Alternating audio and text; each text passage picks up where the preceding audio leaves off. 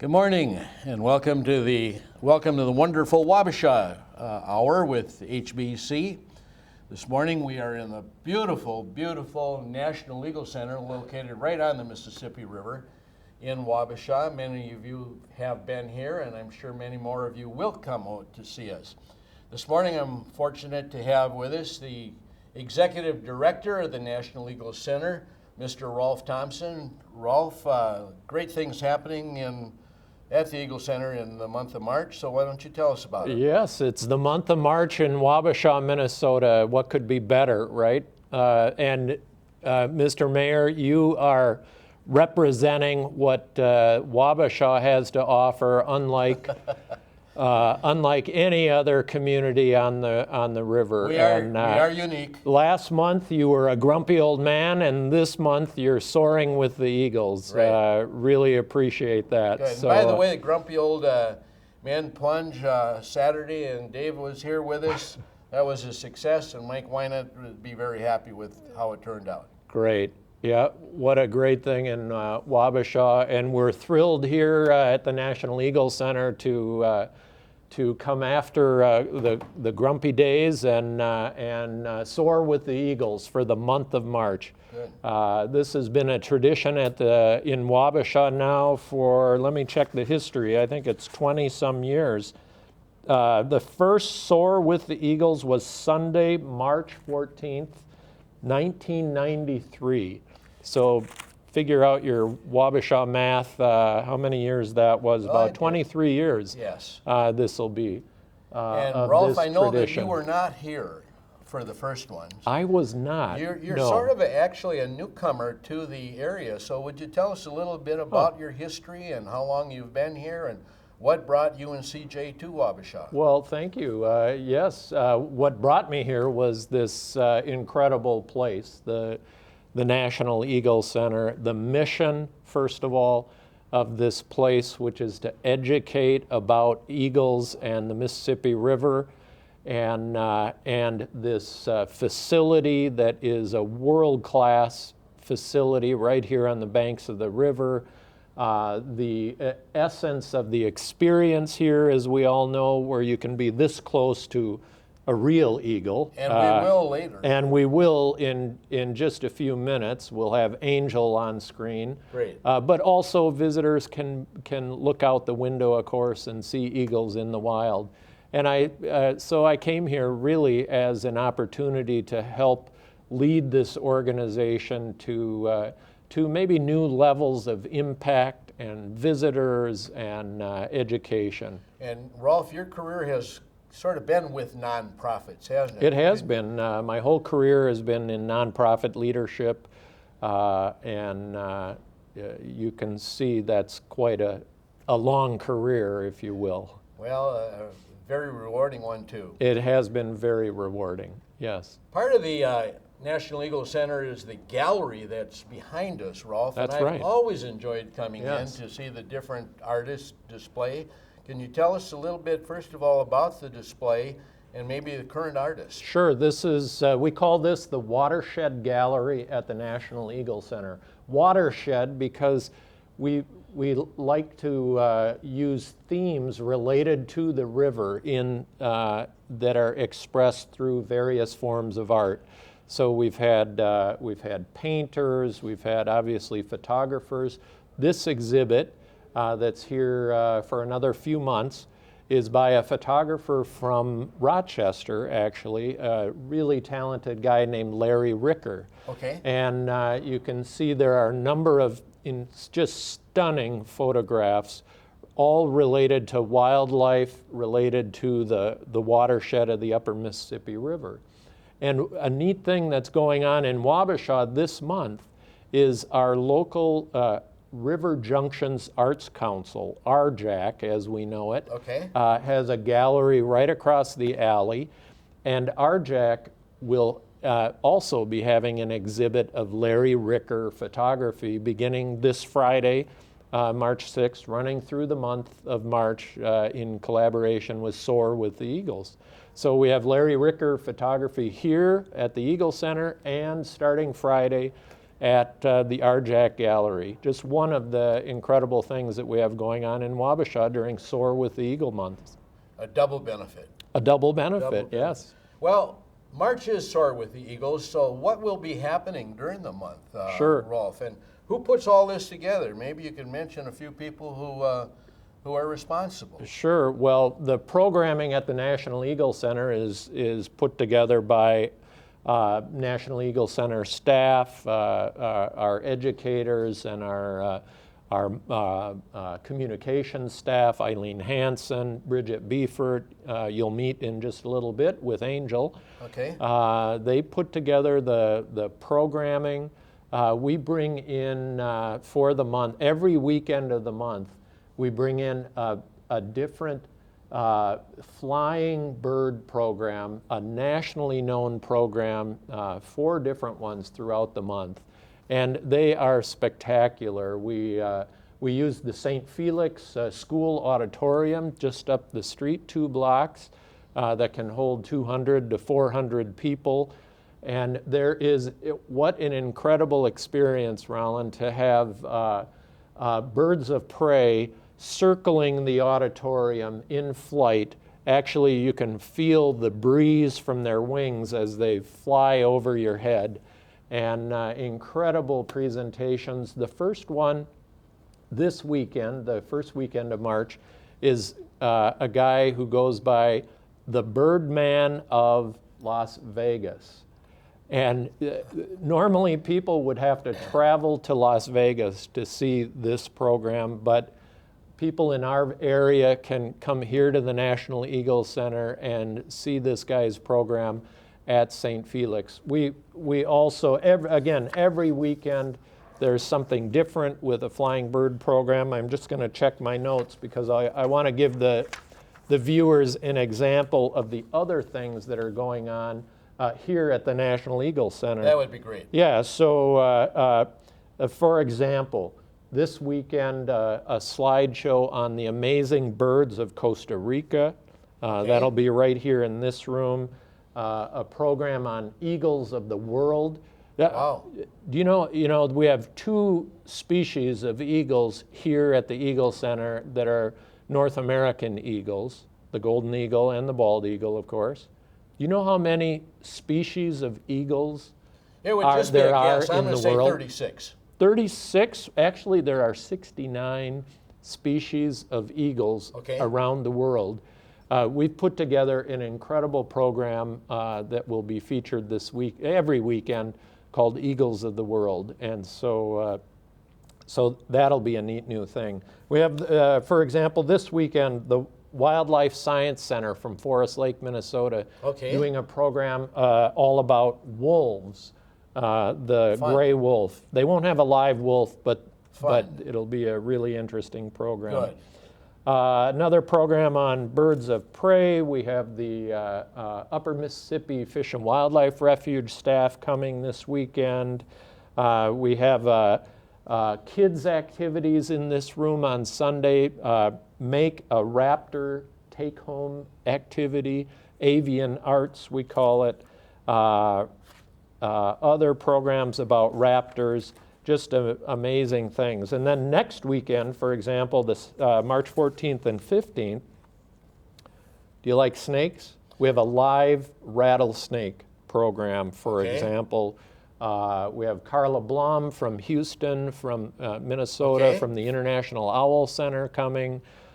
Just programming, that I think that's probably enough to give you a taste of the kinds of things going on every weekend in March. And you know where else, Mayor, where else in Minnesota does a community celebrate the entire month of March? Well, that's an easy answer, easy question to answer. There'd be none. That would be none. Maybe St. Patrick's Day, and we have some great St. Patrick's Day events in Wabasha, of course, at the Old Triangle, at Silver Star. I'm looking in the rearview mirror, and in years past, many, many visitors come to our community, and I want to say welcome to all of them this year. We've got plenty of parking, we've got plenty of restaurants, we've got plenty of things to do if you want to take a break from the Eagles activity. That's right, and that's something I'm excited about this year is there are more businesses, more activities going on outside of the National Eagle Center during the month of March in the community. SVJ Creative Designs Yes. up the hill above Kellogg has some really cool events going on, including Paint an Eagle event this month, appropriately so. We've got, there's an Easter egg hunt later this month at Grandpa's Barn. I mentioned the St. Patrick's Day. I mentioned the RJAC exhibit opening Friday, March 6th. Yes. Friday evening. We're also doing something new this year. We're so excited to kick off the month in the right way that we're doing a Soar with the Eagles kickoff party this Friday, March 6th, here at the Eagle Center from 5:30 to 8. It's free admission. There'll be a cash bar and appetizers by Silver Star. And we'd like to invite the community to come help kick us off the month of March, Soar with the Eagles, Friday, March 6th, right here at the National Eagle Center. There'll be a spectacular program. A guy called the Mississippi Traveler is doing a program that night, traveling the Mississippi by music and story. And you'll love it. You're going to be there? I will be there. Yeah, that's great. That's great. Yeah. We are at the point where, Rolf, people are going to want to see what the real attraction is here. You think? So we're going to take a break and be right back with Angel and Bridget, and we'll see you in a minute. Welcome to Wonderful Wabasha is back, and as you can see, the mayor is taking a stance a safe distance away while we have Angel out here, and Bridget Beefert is with us, and it's nice to have you with us, Bridget. Yes, thank you very much. And we also have Angel, correct? Correct, Angel. Angel is a 15-year-old adult female bald eagle. All right. So I'm a little unnerved standing here because I'm looking at that beak, and I'm like, that could probably make quick work of me. Do you ever get nervous holding these birds? You know, if you get nervous, then something's going to happen. So you just have to kind of go with it. And, you know, these are trained birds, so they definitely are trained to do good behaviors. But this is also a wild animal, so they definitely can be unpredictable at times. But, you know, through that training, they definitely are taught to show those good behaviors. The beak, not really the defense tool for this bird, not something that they're going to be catching and killing their food with. It's those feet that we're worried about at all times. And you've got them tethered pretty tightly. Yes, I have a tight hold of them, so don't worry. All right, very good. So tell us a little bit about Angel, how she came to be here at the Eagle Center. So Angel is an adult female who was found on the ground already injured. She was found by a Wisconsin wildlife biologist. She was taken up to the University of Minnesota Raptor Center where all of her rehab was taken. She did injure her left wing, and through that rehabilitation they found that she was a non-releasable bird. She can't support the long distance flight that she needs to survive out in the wild. Now you can see it from this angle, it's just a little askew. It does, yeah. It does kind of hang a little bit different than the other. She has a lot of muscle damage, so that's really the big problem for her. All right. And so now she teaches adults and kids all about what bald eagles are. Correct, yep. She's just a great ambassador to teach people about what it is to be an eagle, the habitat they live in, and all the fun things that these birds do. So what is a fun eagle fact? I know I've mentioned this before. My girls were at a presentation years ago, and they still remember that they can shoot their poop 6 feet. Correct, yes. Yeah, that's probably one of the best eagle facts that we always like to get in our programs. There, she's going to show us some wings there. So she has about a 6.5 to 7 foot wingspan, so definitely pretty impressive wingspan. But yeah, that's usually the And poop. I'm 6 feet tall, so that gives you a little... Yep, so definitely the poop fact is one of the more memorable facts about eagles that people usually remember. Anything else that's maybe not as memorable that people might want to think about when they see eagles flying around? I mean, definitely this bird is known for their eyesight. That is how these birds are surviving. So, you know, if you had eagle eyes, you could read a newspaper from across the football field. So that is going to be no problem. So, you know, watching something running in a field from 2 to 3 miles away is going to be pretty easy for these birds. So eagle eye is definitely very, very true. That's incredible. And then I notice when you see them on film, their head kind of pivots. So they really kind of keep a great focus on their prey. Most definitely, yep. They have the ability to rotate their head 180 degrees each direction. So they have quite a few extra bones in their neck than we do, which allows for that extra rotation. Now along our area here, along the river, we see them quite commonly fishing.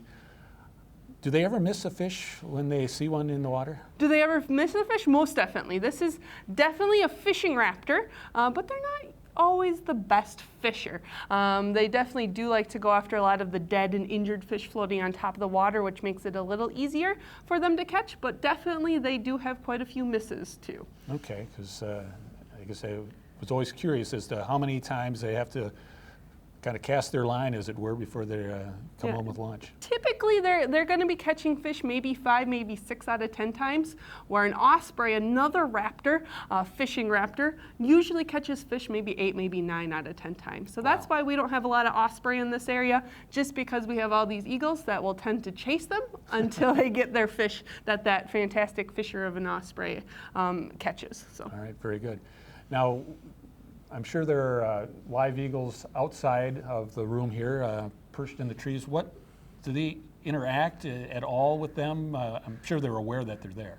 Most definitely. Again, using those eagle eyes, our birds have the wonderful chance of looking out those windows on a daily basis. They get a chance to watch all of the wildlife that's outside. And one of the best cool experiences that I think that the visitors get to hear is our birds actually vocalizing and interacting with those other birds outside. She is actually probably our most vocal bird here. So she's kind of a loudmouth. So she does like to vocalize anytime she does see another one of those bald eagles flying by. Yeah, when we were here last month, I remember hearing her screeching quite loudly. Yes, it's usually a daily occurrence. And then also, they were outside this morning when we got here, enjoying the lovely weather. It was snowing when we taped this, and is that something I imagine they probably look forward to and expect? Most definitely. It's a chance for them just to kind of have some quiet rest and relaxation time before their busy workday starts, because they're on the clock when they're inside teaching people. That's how they earn their fish, but we also want to give back to them and also have that chance to just kind of relax and kind of have that quiet time to get them ready for the day. So definitely they do get to go outside on a daily basis to enjoy that time. All right. Well, it looks like Angel's getting a little restless here, but Soar with the Eagles, we want to again mention that you can see Angel and all of her friends, and I'm trying to think, we've got Angel, we've got Columbia, we've got Harriet, we've got, was it Donald the Golden Eagle? Donald the Golden Eagle? And I'm Eagle? missing one. Wabasha, our youngest bald eagle. Okay, and they're all going to be here waiting for you for Soar with the Eagles all throughout the month of March. So Bridget, thanks for coming in, and Angel, thank you for leaving my eyes intact today. Thank you very much. And that's our program for today, and we want to thank you for joining us for Welcome to Wonderful Wabasha, and we hope to see you again here next time.